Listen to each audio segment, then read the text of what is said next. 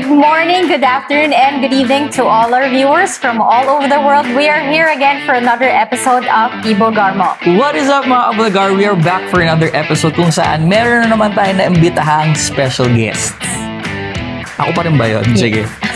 From live performances to your television screens, they continue to earn endless recognitions, including the 2025 Asia's Influential Leaders and Legacy Awards, Rising Performing Artist of the Year, the 2025 Asian Pillar Awards, Emerging Performing Artist of the Year, and the most recent, the Nation Builders and Muslim Performing Artist of the Year.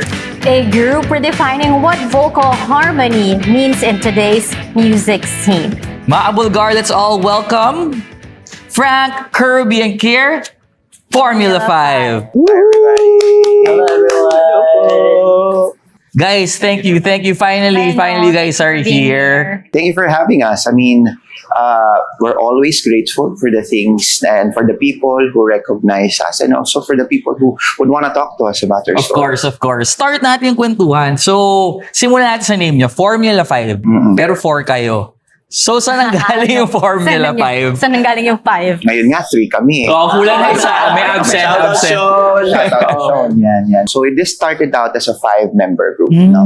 This started out as a 5-member group, and then eventually, all throughout our experiences, we narrowed it down to 4. It started out with me. I'm actually a TV event and concert director. And then I realized I have one more dream that I want to have it come true, and with the help of Kier is a resident songwriter. Siya yung aming songwriter. And then I realized na nung nagkaroon na ako ng single ko, that wasn't enough.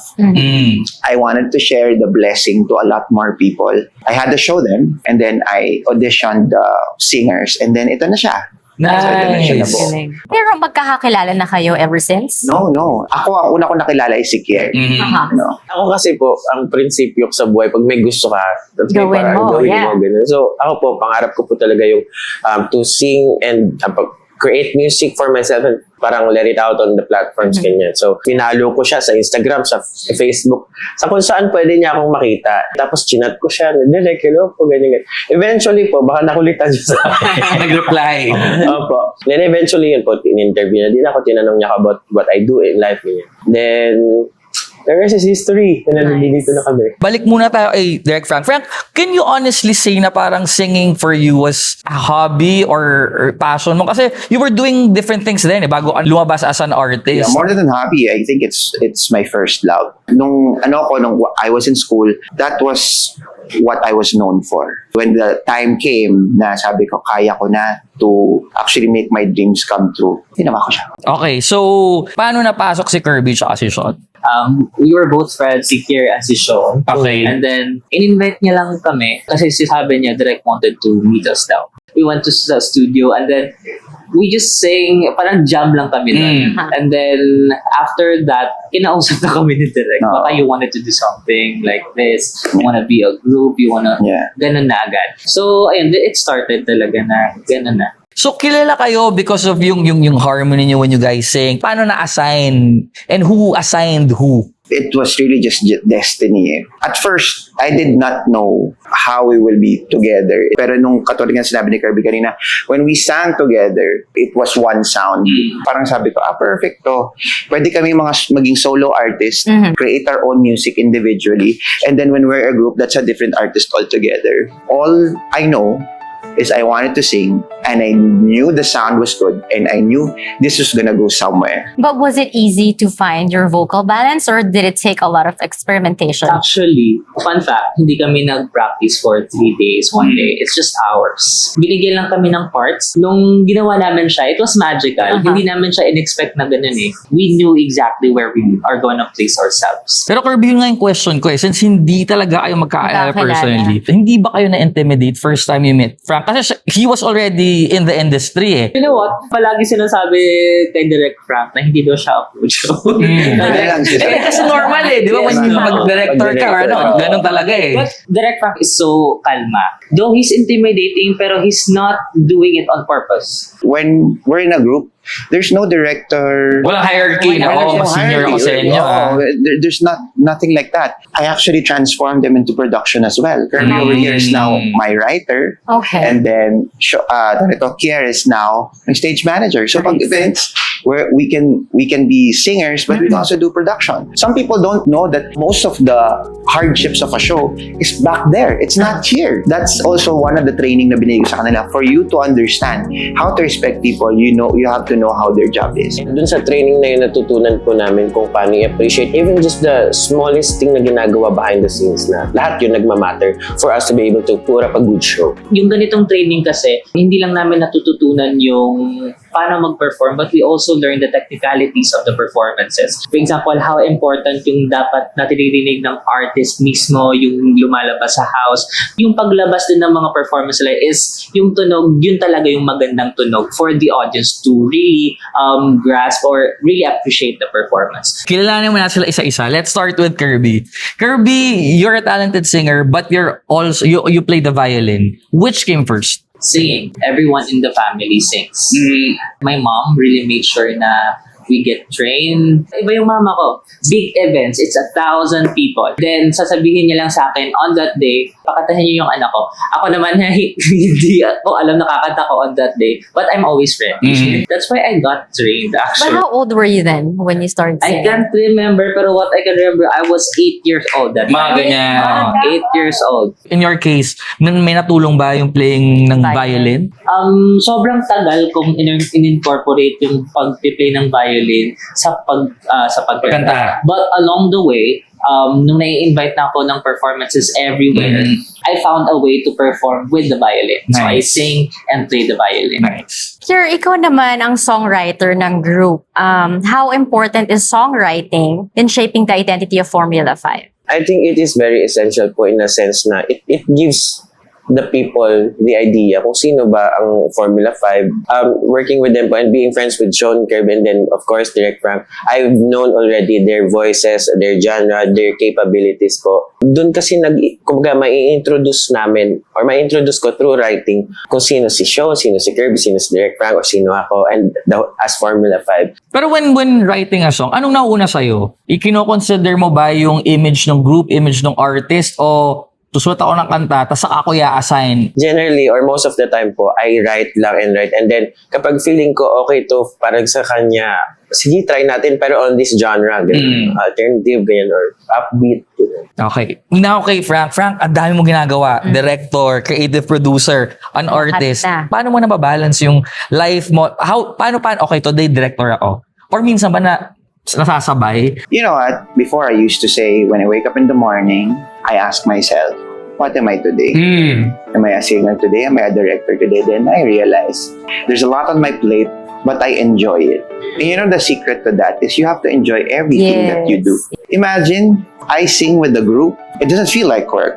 It's as if I'm just playing with the artist and giving them something to be proud of. Yun yung maganda sa trabaho ko. They see me as this person that's the key individual in a production, but they don't understand that it's just not really me. It's basically a lot more people, and if I can give them that inspiration and maybe that training that they need to become like me, ibang saya lang ng buhay na kung ganun. You wake up in the morning, you don't ask yourself anymore. Are you a director? Are you a singer? Are you someone else? Masaya ka ba? Am I happy today? Has there ever been a time na, syempre pag artist ka, kailangan ko yung good cop eh. Yeah. So pag merong hindi nasunod sa rider ninyo, bawal ka magalit eh. Manager yan. In your case, ako na yung manager eh. So, magagalit ba ako? I mean, how do you do that? Being a manager, syempre yun, sineseparate ko yun, no? But sometimes I have to put my foot down. Remember, we were a group of 5, and now we're a group of 4. So syempre, I had to do something. I had to make sure that the group is intact, and I have to make sure they are assured that whether we are 4 or whether we are 5, we will go places. No? But what I realized in the course of me managing the group and managing myself, parang sabi ko, this is not just like I'm just managing the career of a person. You're actually like building a family. And when you're in a family, you make sure you provide them with the best training that they need. No? You provide them with the energy that they need so that when they go on stage, and what's the best part about it? And I'm part of it, is that I'm part of it. So, if I want the best for myself, I would want the best for them as well. Na-realize namin that it had to happen na maging 4 na lang kami to get us where we are right now. To be able to show the world and the Philippines, the universe rather, wow! Parang, this is us. Formula 5 is a 4-male vocal group that not just sings covers and original songs, but also inspires the younger generation that if you have a dream, you can do it. Yes. You just have to believe in yourself, and you have to know the right people, and you have to be humble enough. Pero sino ang mga music influences nyo? Ito lang, masasabi ko ngayon, exclusive to sa inyo, hindi nyo ako makikitang sasayaw. Yan talaga yun. So, walang bye. So, we're more of a vocal group. So, siguro isa rin yun sa mga, the difference between us and other P-pop groups. Ang alam ng buong madla, when it comes to P-pop, you have to dance, you have to be in a certain look, you have to look like star, ganyan. Well, sana we look like stars. But, sa amin, it's more of the vocal calisthenics sa amin. And that's what makes it Filipino. Most of the Filipinos know how to sing, and we are a vocal powerhouse. And rarely na nagkakaroon ng male vocal group. So, we figured this is where this is our niche. Dito tayo. So, if there's a lot more P-pop groups that are merging, dito tayo, we focus on the vocals, and that's where it all happens. Pero growing up, sino yung mga artist na pinapainggan nyo? Aretha Franklin po, and then yung latest would be Olivia Dean for the generation. And then sa Filipinos po, would go for Moira kasi kababayan ko siya. How about you, Kirby? Michael Bublé and Ben and Ver for local. And Ray Valera. Local influences ko, si Tito Martin Rivera. I've grown singing his songs din eh. And then maybe if you say international, I don't know, the late Whitney Houston, I guess. But you guys also sing fast songs. Yeah, we also do fast songs, but you really can't see me dance. Yun talaga. Disclaimer talaga, you won't see me dance. But as an emerging vocal group, no, usually, ang iniisip na sa amin, so you do a cappella, ganyan. We have backing tracks, but we also have a band. Yun yung naging latest improvement sa amin, that we now can say that we also have a band. Ano yung meron ba kayong mga performances na hindi nyo makakalimutan? The first collab that we had is with AGs. Wow. That was the biggest the first Ay, parang napanood ko to. Ito ba yung Valentine concert nila? Yes. Yeah. And sobrang sa amin yan. Kasi it's AGs, a legend. Tapos, hindi lang kami nag-front act para sa kanila. We also sang. May segment kami na Formula 5 X AG. So, And also, we opened the show. Like, yung opening prod po nila, kaming unang kumanta, tapos biglang, Badang AGs! Katangin niyo ako, ano yung sobrang major na parang sabi ko, ay, pwede, no? There's two events recently. One is when we got to sing with the company, and we got to sing with the Manila Philharmonic Orchestra. And then the last one is the recently nga, yung concert ni Miss Joey Albert. We were in one stage with Pops Fernandez, Martin Rivera, Joey Albert, Iwi Laurel, and all of these legends in the music industry, and they share the stage with us. I guess that's where our experience and that's where our training come into play. Not all artists get to do that. yes, and the honor din kasi it's called All-Star Front. And imagine, kasama yung Formula 5 sa All-Star. I wouldn't have to say, no, join tayo, ganyan. Yung artist mismo yung magsasabi, you guys have to be in the panel. Pag nag-practice kayo mag-harmonize, minsan cool day, especially when preparing for a major performance, hindi kayo kaapikunan. The better example is siguro, do we get burnt out? I have to be honest, being burnt out is part of the training, no? How much are you willing to give to reach your dreams? Yeah. Kasi sinasabi ko sa kanila, pag na-burnout ka, hindi ibig sabihin tapos na. Ang burnout ka, ibig sabihin, sinasabi lang ng katawan mo at sinasabi na magpahinga ka. And then you stand up and then you do it again. As a group, ano yung pinaka-exciting na ginagawa nyo right now na gusto nyo ma-experience din ng mga fans? We value our fans so much. We value our supporters so much. So hindi kayong kumakain na, may nag-picture. We eat with them. We eat with them. And just like our recent concerts before, we have them sing in the show. Ito nga, exclusive ulit sa inyo. There was a time that one of our supporters wanted to be part of a singing contest para masuportahan siya and to make sure that she gets the support that she needs. Nag-audition kami with her. Nagano kami, stealth mode. And the reason why I audition is just to make sure that I was there and to see Yung support. and to support. Diba? So, that's how supportive we are of our supporters. Kasi without them, we wouldn't be where we are right now. And they also give us that drive na pag minsan iisip na namin sa sarili namin, saan pa ba ito papunta? But when we see them saying na malulungkot po kami pag hindi po kayo nagpunta sa ganito, ganyan. O di syempre, you owe it to them eh. One is you owe it to them and you owe it to yourself. That there's someone out there, kahit isa man yan o dalawa, that parang, uy, is looking up to you. And we become best friends in the process. Meron ba kayo like any specific struggle or hardship na napagdaan either as a group or individual artist? The biggest struggle that we just had is, of course, when we were no longer band. Naging struggle sa amin yun. It's because we need to adjust everything. Arrangement ng songs, yung namin, like, kami as yung dynamics namin, though hindi naman sobrang laki yung talaga na walang sa amin. Pero, naging party kasi yun. And the adjustment took not just weeks, days, it took a whole month. Hindi pa hanggang ngayon. May mga adjustments pa kami ginagawa. Pero, hindi naman siya naging super major kasi when that happened, naging better ka. Katulad sinabi ko kanina, it had to happen. Things happen for a reason, and that was the reason. A person will leave because maybe iba na yung priorities, iba na yung but at the end of the day, yung mga naiwan dito have to move forward. Our job is basically to inspire. This is not just for us. This is also for the numerous people who are dreaming out there.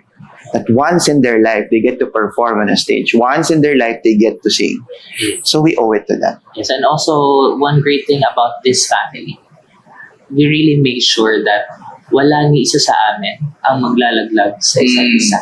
We always make sure that we keep each other. Kung may something man, we protect each other. Ganun yung ginagawa namin. And so happy with this group because everyone is so open with improving themselves and listening to each other. Any advice to like aspiring artists out there? Ako galing ako Mindanao. Ang advice ko lang sa kanila, hindi hadlang kung where you are.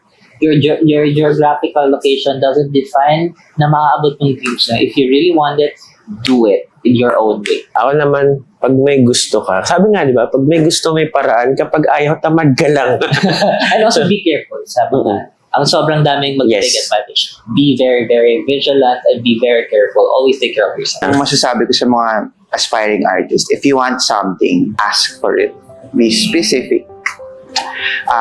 Kailangan if you ask for something, alam mo kung ano yon, and then the universe will bring it to you. If you have the right intentions, and if you have the right heart for it, darating at darating siya para sa'yo. And mag-pray palagi. And pray. What's next for Formula 5? Ano ang kailangan naming abangan sa inyo? We have an upcoming major concert. Wala pang date, but gusto lang naman mag-abang kayo. But this is gonna be this year. This is gonna be Yes. This year. We're working on our group songs as a group, and also been working as well hand in hand with their individual songs kasi ang saya lang to put out music out there and kumbaga mas mag-celebrate pa ng original na musikang Filipino. So part of PLA. Yes. Yun. And then recently we've been helping out with GCA, this is a NGO supporting the Pasig River. So we do mall shows and we promote cleaning up the Pasig River. So we inspire them with our songs. So if you get to see the dates online, we will be there. On the coming dates, we will also be performing in some of the malls in Metro Manila. So hope you guys Kiara, Kirby, Frank, thank you for coming you. over. We look forward to seeing more of you this year and the coming years. Yes. Thank you you, to guys. all our viewers. We'll see you guys again next time.